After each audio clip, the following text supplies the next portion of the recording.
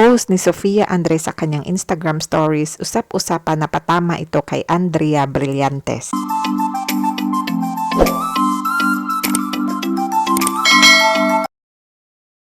Welcome to QD's channel, and for today's video, usap-usapan pa rin si Sofia Andres sa kanyang post sa Instagram stories kasunod ng kumpirmasyong kaugnay sa hiwalayang Daniel Padilla at Catherine Bernardo o ang Kathniel.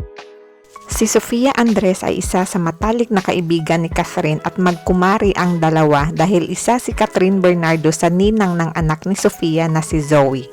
Matapos ang kumpirmasyong hiwalayang Kathniel ay nagbahagi ng larawan si Sofia na naging palaisipan sa mga netizen. Ang larawan ay isang bahay at walang caption maliban sa isang diamond emoji sa pinto na nilagay ni Sofia sa larawan.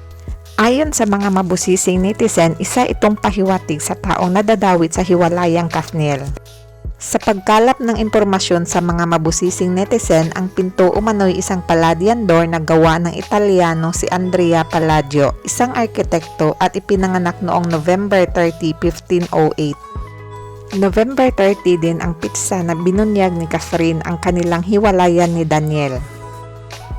Nilagyan ito ni Sofia ng diamond emoji sa pinto dahil ang Tagalog ng diamond ay brilyante, katunog ng brilyantes.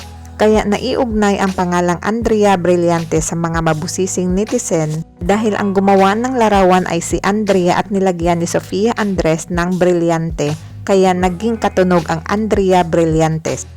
Ayon sa mga netizen, pahiwatig di umano ito ni Sofia Andres na si Andrea Brillantes ang dahilan di umano ng hiwalayang Catherine Bernardo at Daniel Padilla.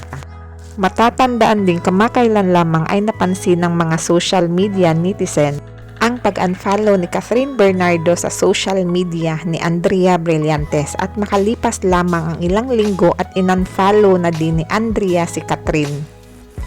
Kaya saad ng mga netizen ang post ni Sofia Andres ay patama kay Andrea Brillantes. Hanggang ngayon ay wala pang pahayag si Andrea Brillantes sa pagkakadawit niya sa hiwalayang Catherine Bernardo at Daniel Padilla. Thank you for watching. Don't forget to subscribe to my channel.